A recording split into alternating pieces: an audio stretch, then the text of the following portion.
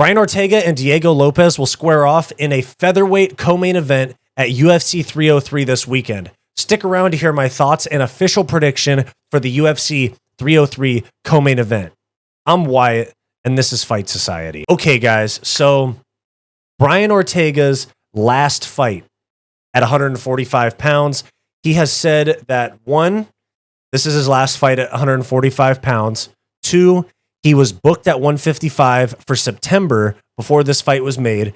And 3, Ilya versus Max Holloway is already booked, and that's why he's moving up, is because there's no title fight for him at 145 pounds.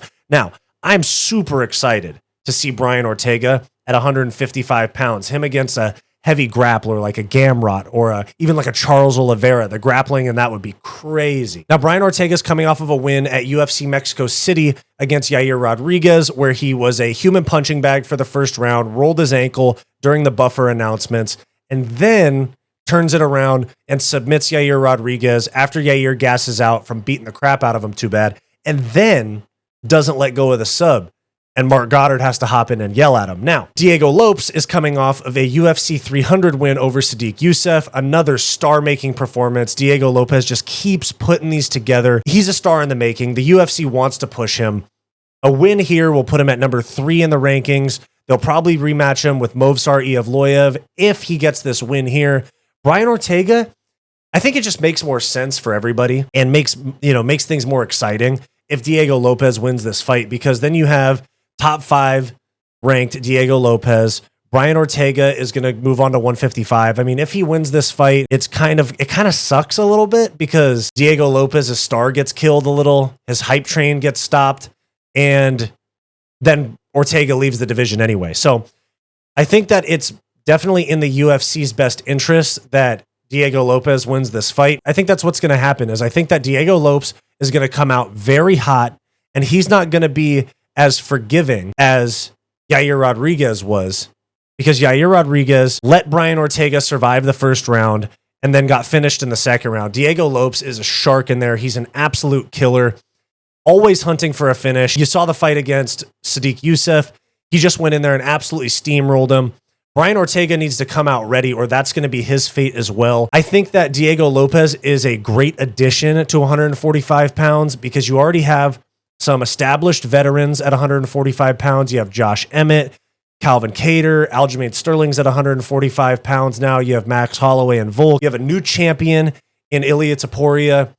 And I just think that this is like a nice mix of like hype train and actual talent and fan buzz to where he can make a big splash if he gets into the top 5 in the division. I think he's a huge star in the making.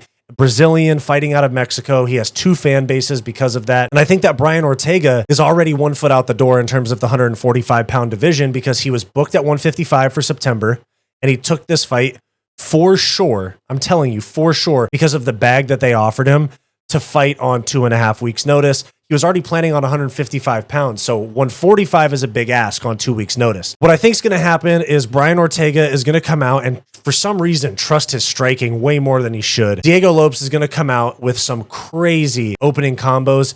He's going to go out there. He's going to charge at Brian Ortega. Brian Ortega is going to try to bail himself out with a takedown. Diego Lopes is going to defend the takedown and jump on him.